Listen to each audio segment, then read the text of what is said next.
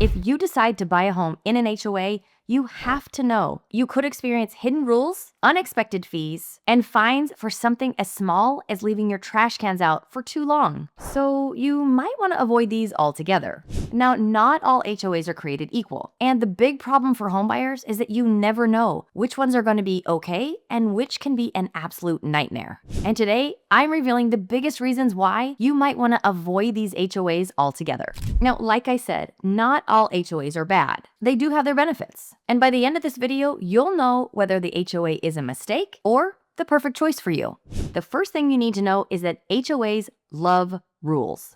Think of them as that strict teacher you had who enforces every single guideline. You want to paint your house a stylish charcoal black? Your HOA might say no. You want to park your work truck in the driveway? Some HOAs don't allow that either. And it gets even crazier. I've seen HOAs regulate Christmas decorations, the color you can paint your mailbox, even the height of your trees. Some will even tell you what flowers you're allowed to plant. If you love customizing your home, an HOA might not be the right place for you. Now, here is a personal story about the HOA that I live in right now. The first home that my husband and I bought in this HOA, there was a tree in the backyard. Well, one day we get a letter from the HOA telling us that that tree in the backyard was too tall. We both looked at each other like, what?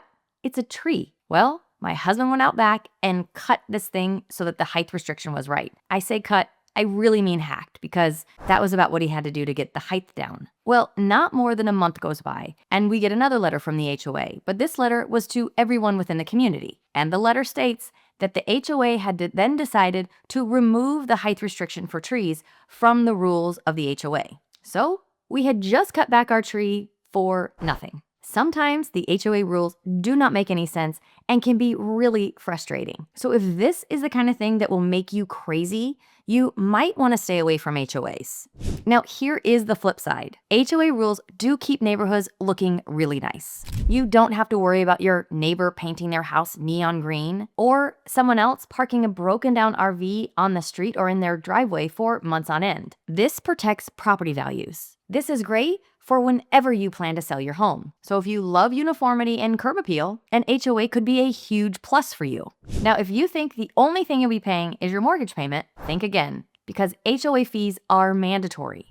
And in Phoenix, they can range anywhere from about $50 a month to over $1,000 a month. And here's the kicker, they don't stay the same. They can increase over time depending on what the community needs. I can tell you over the past few years, our HOA fees have gone up every year because things that the HOA pays for have also gone up. Now, some HOAs do have a provision that will only allow the HOA fees to go up a certain percentage every year, so they can't just drastically change and go up. But this is something that you need to check in all of the guidelines and in the bylaws and in the CC&Rs when you're under contract on a house so that you understand how those HOA fees can change. Now, when you are living in an HOA, you do get things for the fees that you pay, and those fees can pay for a lot. Pools, parks, walking trails, tennis courts, pickleball courts, security gates, landscaping, and even sometimes utilities. Think about it this way. If you love resort-style living, your HOA might be cheaper than if you had to pay for all of those things on your own. Okay, so you're paying your monthly fees and everything's fine. And then bam, you get a letter saying that you owe additional money. And that additional money could be anywhere from like $2,000 to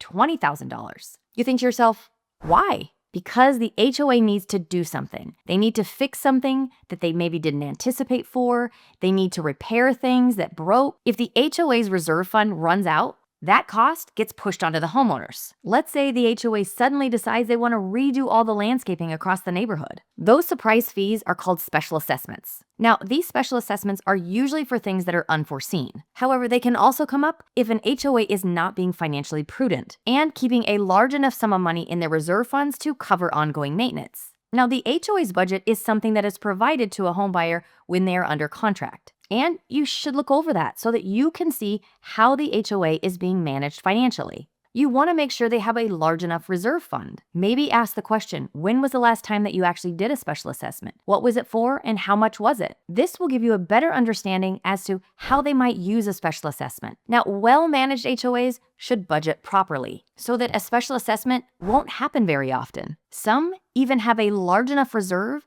to cover really big expenses. But if the HOA is poorly managed or something major happens, like a storm damaging community facilities, homeowners might have to pay up.